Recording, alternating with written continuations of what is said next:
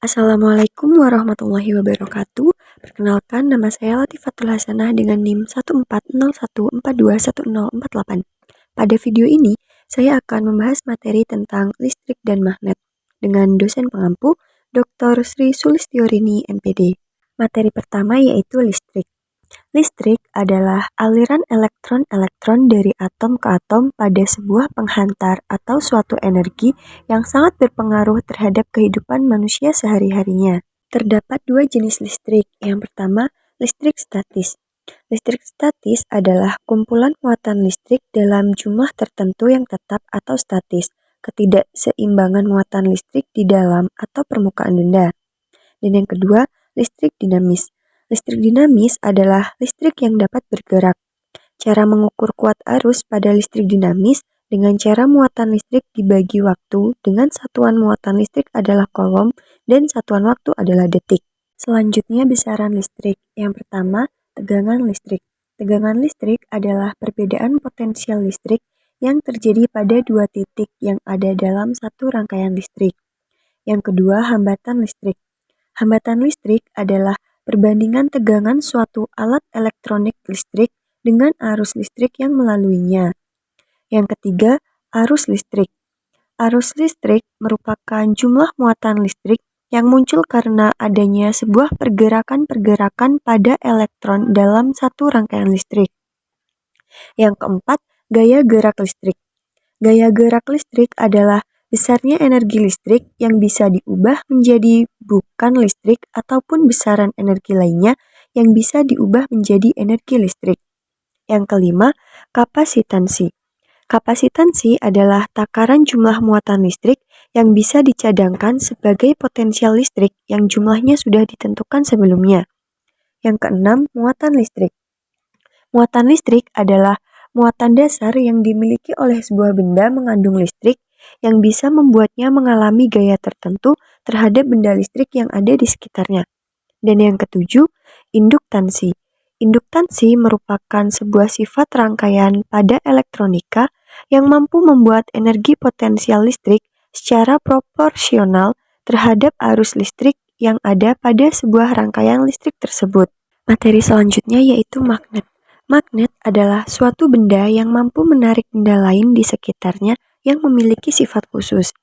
Magnet sendiri berasal dari bahasa Yunani, yaitu magnetis litos yang memiliki arti batu magnesian. Selanjutnya sifat magnet.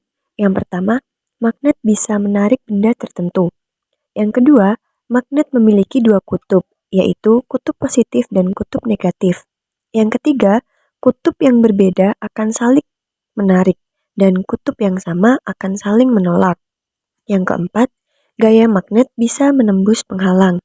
Dan yang kelima, magnet memiliki medan magnet. Selanjutnya, jenis-jenis magnet. Yang pertama, jenis magnet berdasarkan asalnya.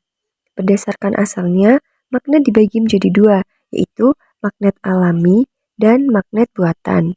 Dalam magnet buatan, terdapat dua jenis magnet, yaitu magnet tetap dan magnet sementara.